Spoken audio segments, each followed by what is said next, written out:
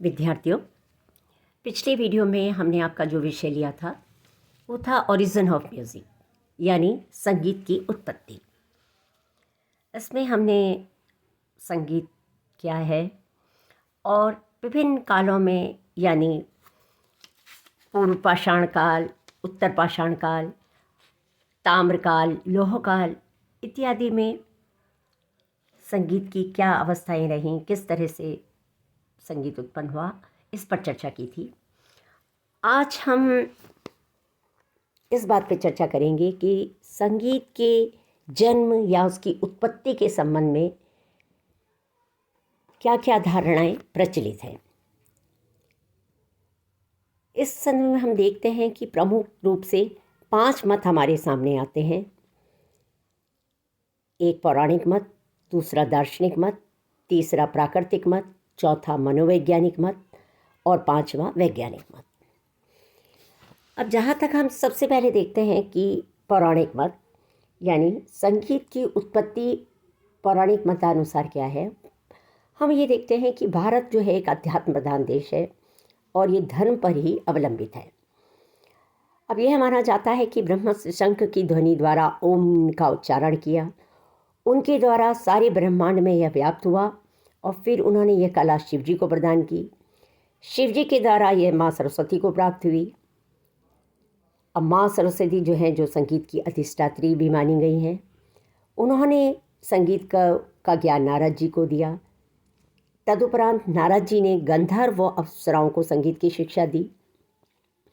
फिर वहीं से भरत, नारद, हनुमान आदि ने इस संगीत कला को सीखा और उस पे पारंगत होकर भूलोक में आकर संगीत कला का प्रचार प्रसार किया।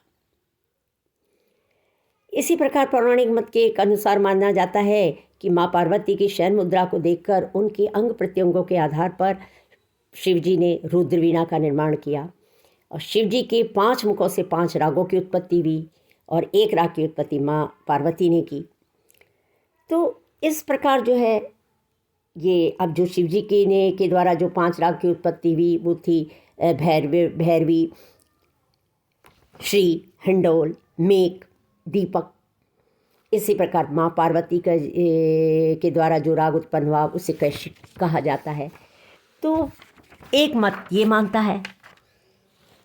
इसी प्रकार हम देखते हैं कि संगीत दर्पण के लेखक जो हैं श्री दामोदर पंडित, उनके मतानुसार संगीत का जन्म जो है ब्रह्मा जी के द्वारा हुआ। अब उनका कहना था कि ब्रह्मा जी ने जिस संगीत को शोध कर निकाला, भरत मुनि ने महादेव जी के सामने जिसका प्रयोग किया तथा जो मुक्तिदायक है वही मार्गी संगीत कहलाया। इसी तरह पौराणिक मत में है हमें एक कथा और एक किंवदंती फारस में मिलती है कि हज़रत मूसा जो पैगंबर थे वो नाव की सैर कर रहे थे। उसी समय उन्हें एक पत्थर दिखा, तो वहाँ पर जैबरायु नाम का एक फरिश्ता आया। पैगंबर ने उस पत्थर को हमेशा उसे अपने पास रखने को कहा। पैगंबर ने उससे वो पत्थर रखने को कहा। तो उस समय के बाद वो मूसा जो थे वो बंगाल में सैर कर रहे थे। उसी समय उन्हें प्यास लगी।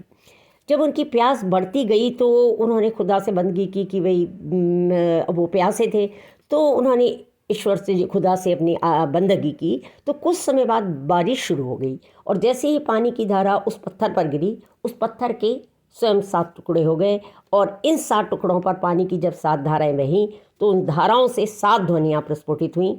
तो मूसा ने, ऐसा माना जाता है कि मूसा ने उन 7 ध्वनियों को याद किया और बाद में आज वही ध्वनियाँ जो है स्वर मानी गई। अब ये इस बात में कितनी सच्चाई है ये चीज़ कहना नहीं है, ये एक पौराणिक मत है जो कि ये मानता है कि इस तरह से संगीत का ओरिजिन हुआ है। अब दार्शनिक मत जो है वो ये कहता है कि हमारे शास्त्रों में प्रपंच के स्वरूप की धारणा के आधार पर विवेचन किया गया है दार्शनिक मत में कि हम जो इंद्रियों से हम जो चीज़ अनुभव करते हैं और हर एक इंद्रिय के अनुभव किए जाने वाले भाग को भूत नाम दिया गया है। कान द्वारा अनुभव किए जाने वाले भूत का नाम आकाश, स्पर्श इंद्रिय यानी त्वचा द्वारा अनुभव जो किया जाता है वो वायु है, आँखों से जो अनुभव किया जाए वो तेजस, जिह्वा से जो किया जाए वो जल और जो नासिका से अनुभव किया जाता है वो पृथ्वी है।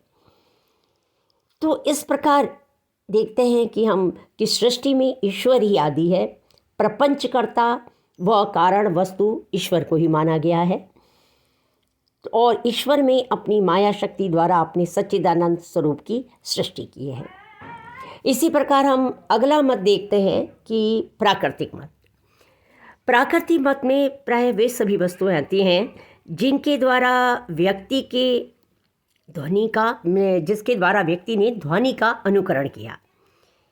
यानी आदिम व्यक्ति जो था वो प्रकृति पर निर्भर था, पेड़ों के ऊपर ही रहा करता था और विभिन्न प्रकार के पशु पक्षियों की आवाज़ का अनुकरण करता है। तो इस प्रकार माना जा सकता है कि मनुष्य ने पक्षियों के चहचहाने की नकल की तो उससे एक संगीत का कुछ प्रादुर्भाव हुआ। इसी प्रकार पेड़ों के खोखले जिनमें से जो हवा के में जो खोखला भाग होता है उनसे से जो हवा निकलने के कारण जो आवाज़ उत्पन्न होती है उससे नाद कहा गया, जो कि यही नाद या ध्वनि जो कि संगीत की उत्पत्ति का कारक बना। इसी प्रकार झरनों की आवाज़, पक्षियों की आवाज़, पशु पक्षियों के चहचहाने की आवाज़, पत्तियों के सरसराने की आवाज़, ये भी सब संगीत की उत्पत्ति के कारक बने। इसी प्रकार बुलबुल को संगीत की जन्मदात्री माना गया। पंडित दामोदर पंडित जो थे उनके अनुसार संगीत की उत्पत्ति जो है वो साथ उन्होंने पशु पक्षियों के से उसको जोड़ा, उसका संबंध। उन्होंने कहा मोर से सा, चातक से रे, बकरे से गंधार, कौवे से मध्यम, कोयल से पंचम, मेढक से ध और हाथी से निषाद, इस तरह इन स्वरों की उत्पत्ति हुई। इस प्रकार ये माना जाता है कि कोहफाक एक पक्षी है जिसे है, इसकी चोंच में ये 7 छिद्र थे, तो उन 7 छिद्रों से 7 नाद की उत्पत्ति हुई। तो इस प्रकार ये प्राकृतिक मतानुसार इस तरह से जो है संगीत की उत्पत्ति को माना गया है। इसी तरह हम देखते हैं कि अलग अलग विद्वानों ने इसको अलग अलग तरीके से परिभाषित किया। अब विशेषज्ञ ग्वासा जो थे उनके अनुसार इसी प्रकार प्रारंभिक मनुष्य ने अपने जीवन के आसपास संगीतमय वातावरण देखा। सरिताओं की ऊंची नीची लहरों से, सागर की उत्ताल तरंगों से, पक्षियों की कलरव और समीर के मधुर शीतल झोंकों की अंगड़ाइयों को सुनकर मनुष्य ने संगीत को जन्म दिया होगा। मनुष्य ने अपनी प्रसन्नता, आशाएं, विभिन्न इच्छाओं की पूर्ति के लिए ऊंची नीची ध्वनियों की सहायता से अपने भावों को व्यक्त किया होगा और यही कालांतर में संगीत बन गया। तो इस प्रकार हम ये देखते हैं कि प्राकृतिक मतानुसार संगीत की उत्पत्ति के लिए लोगों का मानना ये था। अब इसी तरह हम मनोवैज्ञानिक आधार पर देखते हैं कि आज संसार में हम देखते हैं कि सबसे जो प्राचीन हमारा ग्रंथ माना जाता है उसमें वेदों का सबसे प्रमुख स्थान है। वेदकालीन सभ्यता जो थी एक उच्च सभ्यता मानी गई है। तो पर लोगों का मानना या विद्वानों का मानना ये है कि इससे पूर्व ही संगीत जो का है जन्म जो है हो चुका था। और उनका कहना है कि जब मनुष्य ने अपने भावों को व्यक्त करना प्रारंभ किया तो उसने ध्वनि का सहारा लिया और वहीं से ये संगीत जो है उत्पन्न हुआ। अब इसलिए व्यक्तियों में कहा गया है कि भावाव्यक्ति की सहायता के लिए संगीत का जो है जन्म माना गया है। अब हम देखते हैं कि फ्रायड ने ये लिखा है कि बच्चा जन्म लेते ही रोना, हंसना, चलना, बैठना आदि अपनी आवश्यकता अनुसार सीखता चला जाता है। इसी प्रकार हम देखते हैं कि मनोवैज्ञानिक कारणों से भी सबसे पहले हम देखते हैं भाषा आई, फिर कविता और उसके बाद गाना आया। भाव जो मनुष्य में सामान्य रूप से विद्यमान ही रहते हैं, लेकिन जब वो उसकी अभिव्यक्ति कंठ द्वारा, नृत्य द्वारा या किसी तरह से उसकी अभिव्यक्ति करता है तो वो एक संगीत का रूप बन जाता है। तो इस तरह से मनोवैज्ञानिक धारणाएं संगीत की उत्पत्ति का कारण ये मानती हैं। अब लास्ट में हम देखते हैं कि वैज्ञानिक मत की इस दृष्टि से हम देखते हैं, क्योंकि अभी तक ये जितने भी मत आए ये वैज्ञानिक दृष्टि से खरे नहीं उतरते हैं, क्योंकि इनको मानना न मानना, ये वैज्ञानिक दृष्टि से इसको मानना एक थोड़ा मुश्किल होता है। अब वैज्ञानिक मत का कहना है कि वो ध्वनि का कारण आंदोलन को मानते हैं, कि वो ध्वनि जो है वो कहते हैं आंदोलन का परिणाम है। यानी दो वस्तुओं की टक्कर या घर्षण अथवा रगड़ या आसपास की वस्तुएं जब उससे आंदोलित होती हैं तो उससे जो ध्वनि पैदा होती है वही संगीत की उत्पत्ति का मूल कारक है। तो इस प्रकार हम देखते हैं कि अलग अलग मतों के अनुसार, अलग अलग के अनुसार जो है संगीत का जन्म माना गया है। पर यही चीज़ हम मान सकते हैं कि मनुष्य ने जब अपने अनुभवों भावाभिव्यक्ति को उसने अभिव्यक्ति को वो प्रकट करने लगा तो निश्चय ही उसने संगीत को भी अभिव्यक्त करने का प्रयास किया होगा।